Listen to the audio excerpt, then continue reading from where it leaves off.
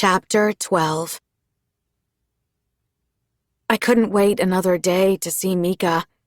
I couldn't leave things the way they were. The guilt was eating me up, making it hard to focus.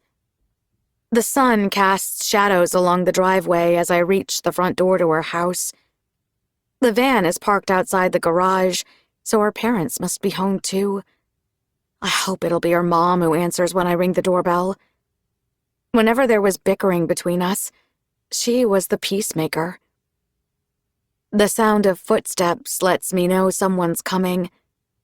Mika's front door has multiple chains and locks. I listen from the other side as somebody undoes them one after the other. The door cracks open. Mika peeks at me through the length of a chain. "What are you doing here?" "I was hoping we could talk," I say. "About what?" "Anything." Mika says nothing. She just stares at me through the doorway. "Can I come in?" I ask. Mika considers this. Then she shuts the door on me, and I think the answer is no. But the last chain unlocks from inside, and the door opens again. Mika looks at me without a word before turning back inside. I take off my shoes and follow her into the hall. Steam rises from the kettle as Mika goes to shut off the stove. I hang beneath the archway of the kitchen as she grabs a few things from the cupboards.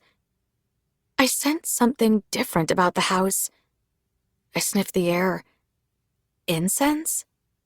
It's coming from the other room. Since Mika seems busy at the moment, I decide to follow the smell. There is a wooden cabinet in the living room. On the middle shelf, whiffs of smoke rise from a silver bowl where the incense is burning.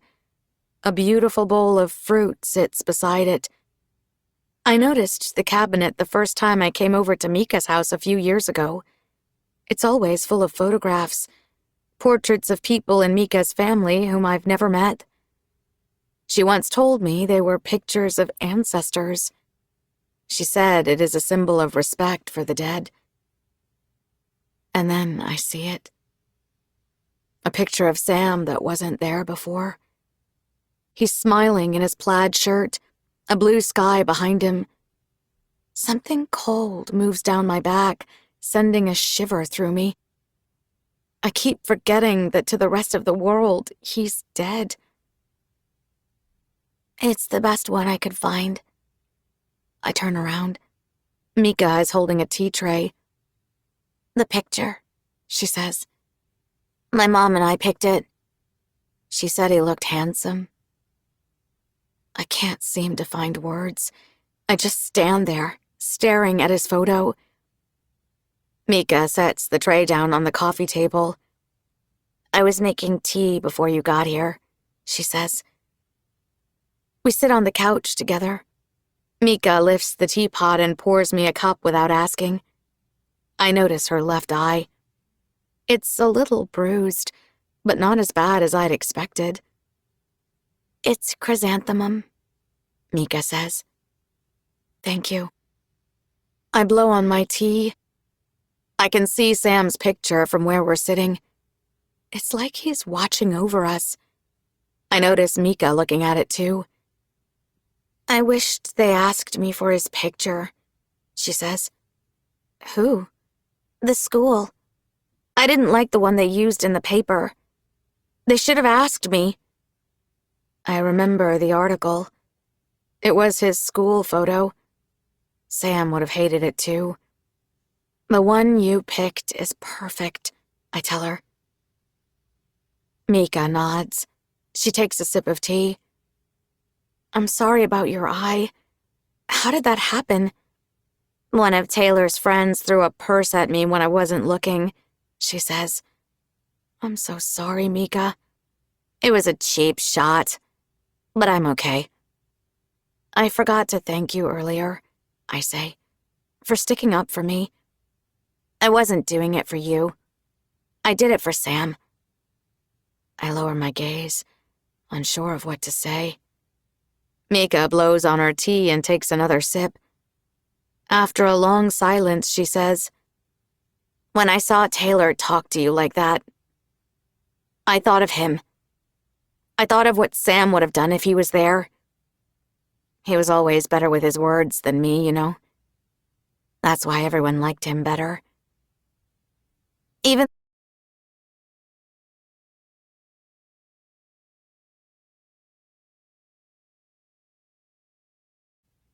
Even though he's gone," she continues, "I keep expecting to see him again.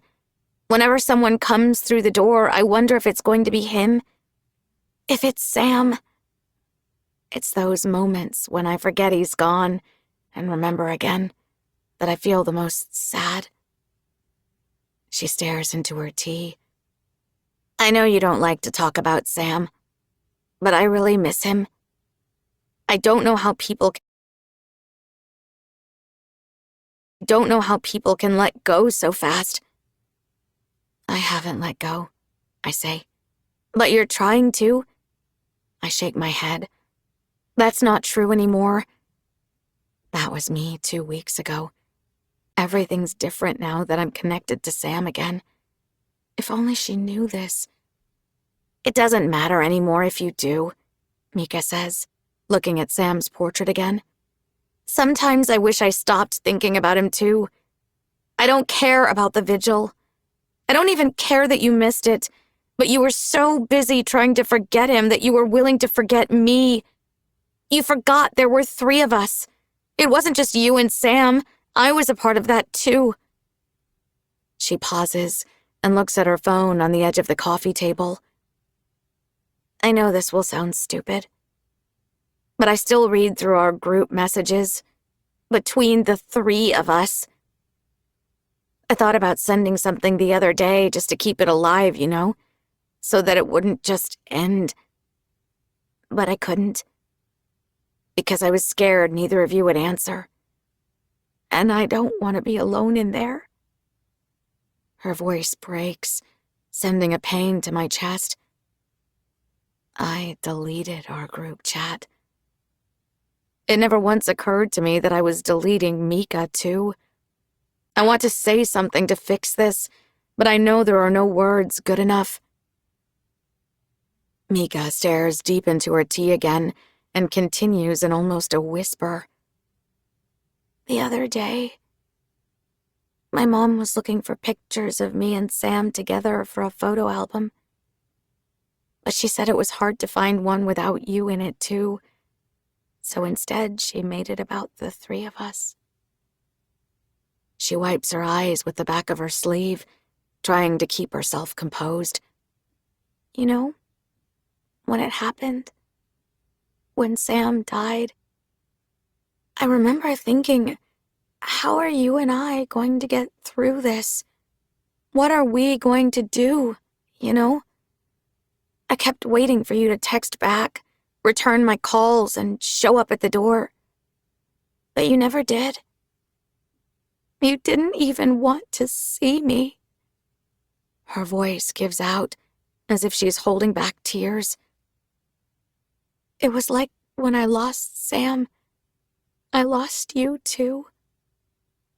She wipes her eyes with her sleeve and goes on. "His family came over a few days ago. I guess his mom still wakes up to the shock that he's gone. For the first few days, she kept checking his room to see if he might be there, like it was a dream or something. She called my dad to come over to help move Sam's things out, but then she changed her mind again.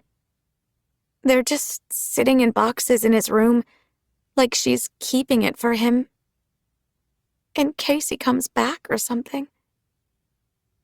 My eyes are watering at this point. I should have been there with her at the beginning. I should have shared some of this pain. I take her hand. "Mika, I'm sorry. I shouldn't have left you alone like that, okay? I promise I never forgot about you and Sam. I still love him, and I think about him every day." Mika pulls her hand away. "It doesn't look that way to me," she says through tears. "Seems like you've moved on with your life. I see you with your new group of friends. All of you at lunch laughing like nothing's wrong, like Sam was never even here. She wipes her eyes again. Did you even cry once when he died? The question stabs me. I hate that she thinks of me this way. Of course I have, I answer. Had she asked me this back at the diner, I might have said otherwise, but I'm not the person I was then. Because I found Sam again. If only I could just tell her this. I know it might not seem like I care about him, but I do. Of course I do, Mika, but it's complicated. You have to understand. I know when you're not being completely honest, Julie, Mika says. I know when you're keeping things from me, too. I also know you meant what you said at the diner that morning. How am I supposed to believe you changed your mind since then? Just like that, because something strange happened since then, I tell her. I wish I could tell you, but I can't. I'm sorry. You have to believe me, though. Mika dismisses this with a shake of her head. I can't do this, Julie. I'm tired of all these non-answers, she says. And I can't take being ignored anymore. What do you mean? I've called you 12 times since he died, Mika says, and you never picked up. I know you didn't want to talk to me when I needed you, and yet you expect me to sit here and listen to this? Mika's been calling me? I stare at my phone again, trying to remember when. It's Sam's calls, isn't it? When I'm on the phone with him, nothing else comes through. That's why I keep losing text messages, calls, and I don't know what else. It's like our connection is blocking me from everyone else. It's keeping me from Mika, the person Sam asked me to make sure is okay, and I can't even explain myself to her. It's my phone, is all I can say. Something's wrong with it. What else am I supposed to say? How do I fix this without telling the truth? Maybe it's time you go, Mika says abruptly. She looks away, letting me know she doesn't want to hear more. Like she's about to get up, ending our conversation. I wish I could tell her everything, so she will understand why I've been acting the way I have, and know I haven't let go of Sam because I never needed to. Because he never left me. But I don't want to risk our connection. My hands clench and unclench as I hesitate on the couch, deciding. After all, Sam left it up to me, didn't he? And there's still a chance nothing bad will happen if I tell her. I can't keep letting Mika think this way. I can see how much she's hurting. I need to be there for her like I promised him. I can't let her go through this alone anymore. And I can't lose her, too. I want to break down this wall that's building between us. I don't even know if she's going to believe me, but I swallow my breath and tell her anyway. Mika, listen. I take her hands before she gets up. The reason I'm not getting your calls, or why I'm not grieving over Sam, is because we're still connected. Me and Sam, I mean. He isn't gone yet. What are you talking about? This is going to sound strange. I start to explain, carefully choosing my next words. But I can talk to Sam. On the phone. I can call him and he picks up. Our Sam? Yes. Mika gives me a look. What do you mean you can talk to him? I mean he answers me. Through the phone, I say. I can tell him something and he responds. We've been talking for hours, almost every day, like old times again. And it's really him, Mika. It isn't anyone else or some sort of prank. It's Sam. My heart pounds inside my chest. I don't know what else to say. Mika takes this in. Are you sure about this? I lean forward, squeezing her hands. I promise it is. It's his voice, Mika. It's him, It's Sam! You have to trust me! Mika squeezes my hands back, nodding slowly. I believe you. I'm trying to. I've been waiting so long to hear her say this, but there's something in her voice that doesn't give me the relief I expected. There's something in her eyes that makes me second-guess myself. And when did you start talking to him? She asks carefully. The week after he died. Only through the phone? It's the only way to reach him. Can you show me the calls? She asks. I hesitate. I can't do that. Why not? Because none of our calls show up on my phone, I explain. I still don't really understand why, and we can't text either. Only calls. Mika leans back, her face deep in thought. There's a long silence. My chest tightens. Maybe I shouldn't have told her. You think I'm crazy, don't you? I ask. Of course not, she says. Losing someone is a difficult thing for all of us, Julie. But do you think there's a chance this might be all in your head? I considered that at the beginning, but it isn't, Mika. It's really Sam. It's really him I've been talking to. I know it. Mika takes in a deep breath. Her voice softens. Sam is dead, Julie. You remember that, don't you? You know we buried him, right? I know. I'm not saying he isn't, but it's hard to explain. My voice gives out because I don't have the answers. I know this doesn't make sense, okay? But I need you to believe me. When Mika says nothing, I know she doesn't. My head aches as the room starts to spin. I'm beginning to lose myself, too. There's only one way to prove this. One thing that will explain everything. Here, let me just call him. Julie, Mika starts. But I've already made the call. And it's ringing. This doesn't have to be long. Just enough for Mika to hear the sound of Sam's voice, a couple words, maybe a quick conversation to prove it's him. This will convince her. My chest tightens with every ring as I wait for Sam to pick up already. I can't believe what I'm doing. I finally get to share this secret and prove all of this is real. But the phone keeps ringing. It rings for so long, I lose track of how many seconds have passed. Mika sits in silence, watching me. The ringing goes on and on, building more pressure in my chest. I don't know what's wrong. Where are you, Sam? This isn't like him. He usually picks up right away. My hands are trembling, so I clench the phone tighter. The phone keeps ringing, and I wonder if he might not pick up this time. And then it hits me. A terrible thought, like a bullet to the chest. The missing call history. The texts not going through. The secrets to keep. And the calls themselves. Oh my God. Has this all been in my head? Have I imagined it all?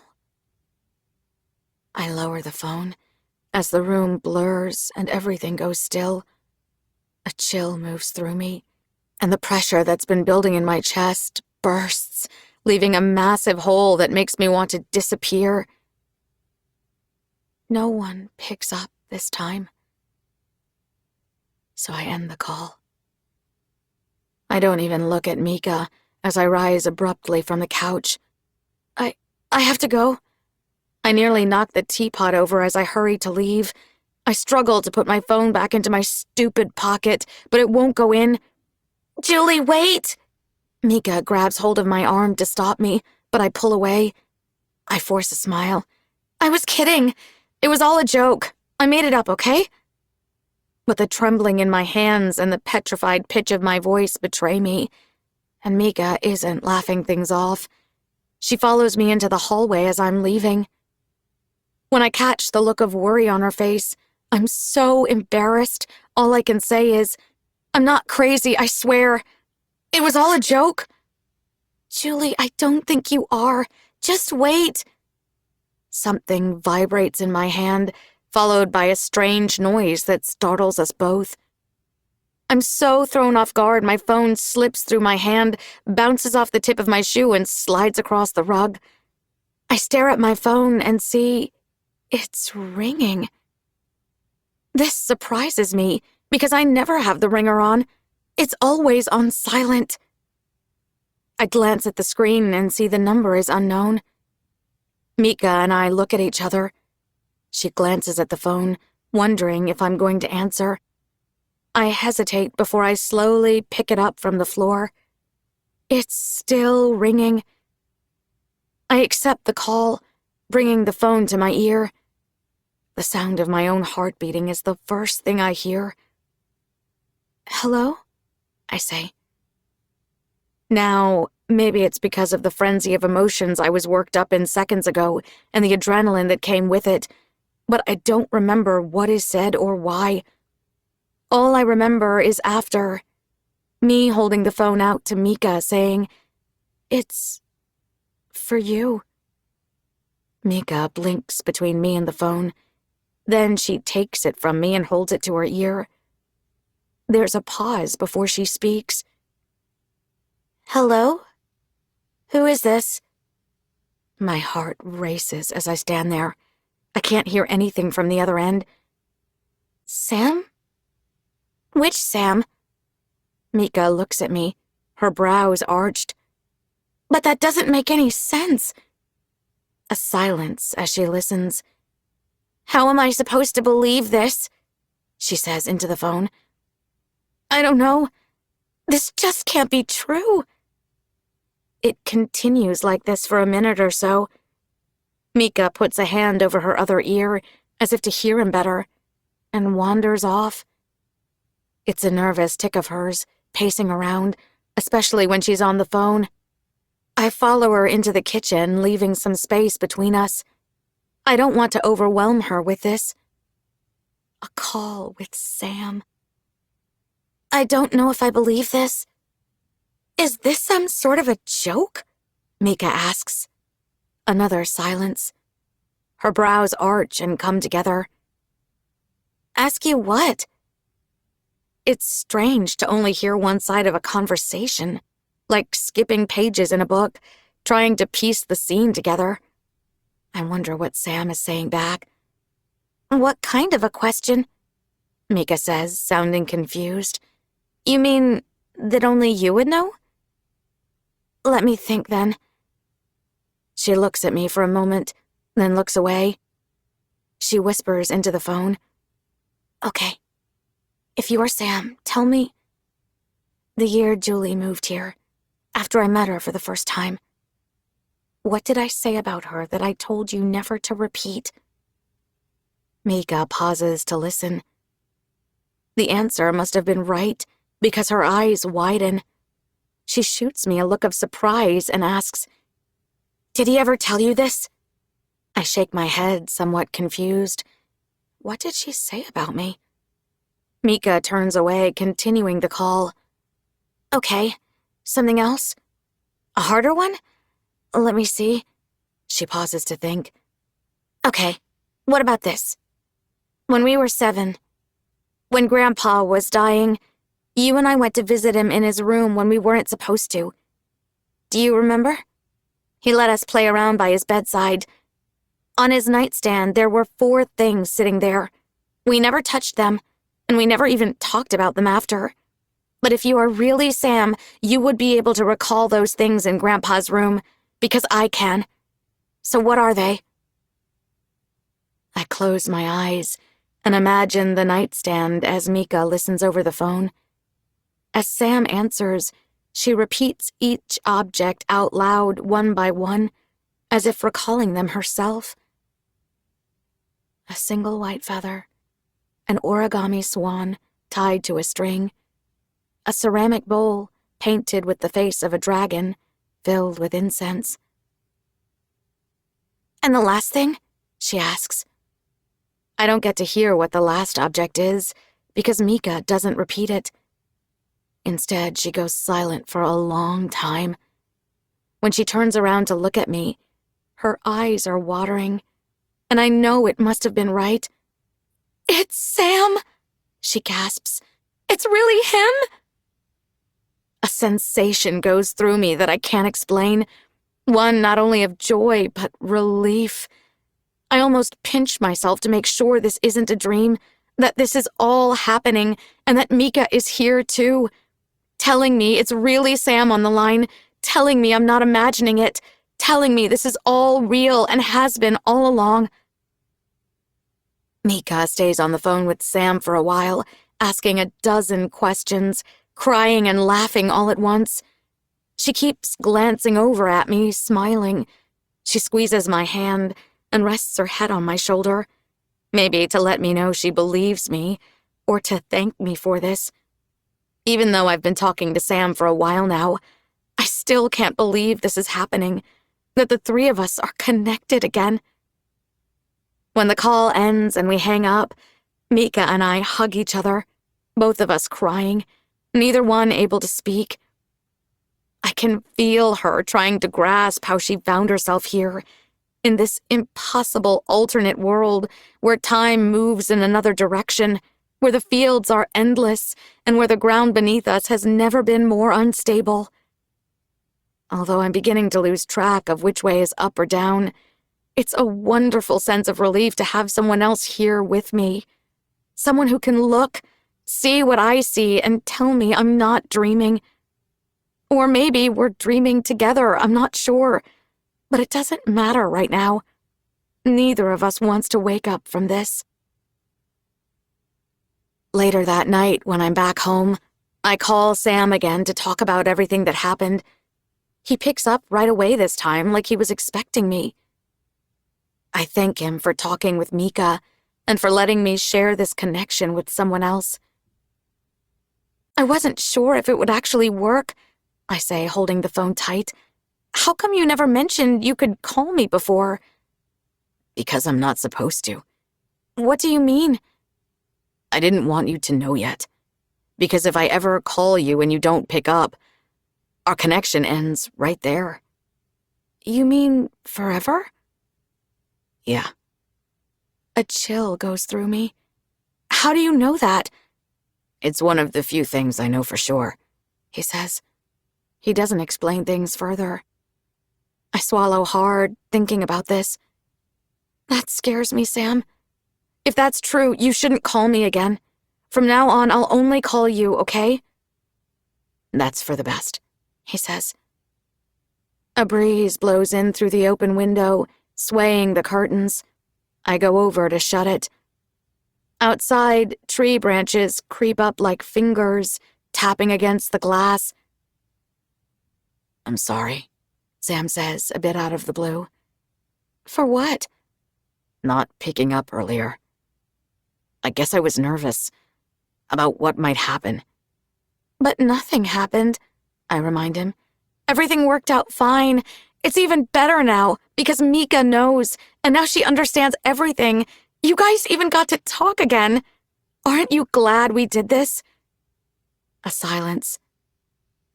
"Sam?" "It's sort of complicated." Before I can ask what he means by this, the sound of static comes through the line. "What's that noise?" I ask. "Noise? I don't hear anything," Sam says, and suddenly I notice something strange with his voice. "Sam, you sound like you're moving farther away," like the receiver is drifting from him. "Is everything okay?" More static comes through. I stand and tilt my head, adjusting the angle of the phone to try to get a better signal. "Everything will be okay, Julie," Sam says. "I promise. But I have to go now. Okay?" "Wait, go where?" I ask him. But he doesn't answer this.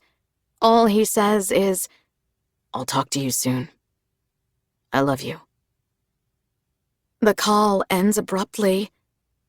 I stand by the window in silence, wondering if I should call him back. But something cold I can't explain creeps up my spine, telling me not to, that I shouldn't. So I go back to the bed and hold the phone close to me. I stare at the blank screen all night, trying to stay calm. Did I ruin everything again?